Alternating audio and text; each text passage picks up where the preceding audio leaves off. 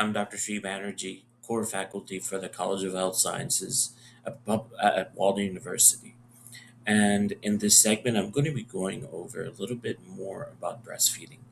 Now, as you may know, there's a combination of breastfeeding versus formula feeding in the United States. What I'm going to present here is a global initiative to increase breastfeeding. And as you see on the left, by promoting breastfeeding through pictures, this is one way to promote this. So, this is what I'm showing you. It's the Global Breastfeeding Collective, and it's a partnership of prominent international agencies calling on donors, policymakers, and civil society. So, putting them all together to increase investment in breastfeeding worldwide.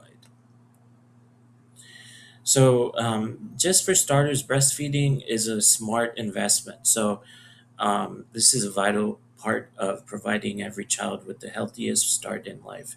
I mean, in a lot of developed third world countries, there's not access to food and whatnot. So, formula might be cost prohibitive. So, breastfeeding is one of the only ways to get nutrition.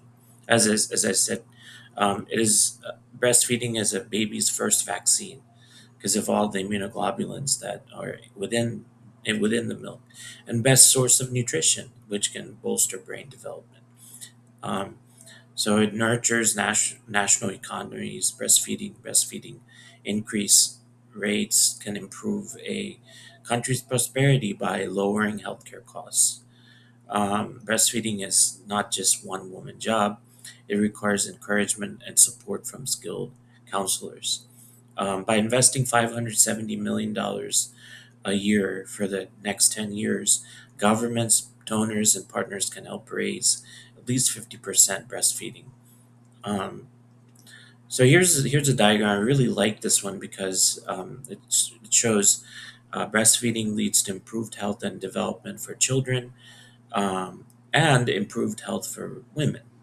So that what does that mean? Well, this improves cognitive development, so Alzheimer's and other things later on in life, or development of children at the between 1 to 5. There's also increased learning and educational attainment, productivity, wages, and economy.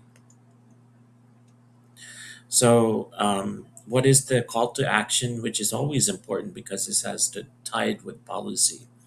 I'm going to read these, skim over these. Increase funding to raise the rate of breastfeeding in 2 years. Adopt and monitor the International Code of Marketing of Breast Milk Substitutes. Enact paid family leave and workplace breastfeeding policies. Because this is a big one because a lot of places is not breastfeeding friendly. And so mothers refrain from breastfeeding because this is something that is that just has some stigma. And then, so number four is implement the 10 steps to successful breastfeeding in maternity facilities. And then the last three is improve access to skilled breastfeeding, counseling, and health facilities. Strengthen links between health facilities and communities to support breastfeeding. And then finally, monitor the progress of policies, programs, and funding for breastfeeding. Here's what was interesting as a breastfeeding scorecard, and this shows nationally what type of breastfeeding, what type of internationally, how they're doing with breastfeeding. Marketing of formula milk, so they down breastfeeding, so that formula milk can be more profitable. Um, and then the Lancet series on breastfeeding, call to action. I already went through that. So I urge you to go through these. All you have to do is type in Global Breastfeeding Collective in Google or whatever you use, maybe AI or whatnot. So there was a whole deal with COVID-19 and breastfeeding. There's a lot of a lot of myths about breastfeeding that mother to child there might be some sort of passing of infectious diseases.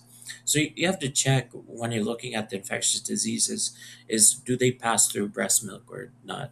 there's a lot of myth, so you want to check and make sure.